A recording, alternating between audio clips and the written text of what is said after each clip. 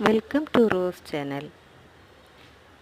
இப்போ நம்ம பார்க்க போகிறது மரவள்ளி கிழங்கு புட்டு.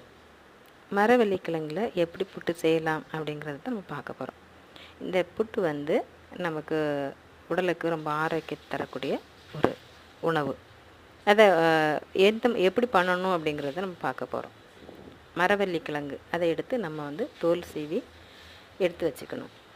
எடுத்து வச்சுட்டு நான் எடுத்து வச்சுருக்கிறேன்.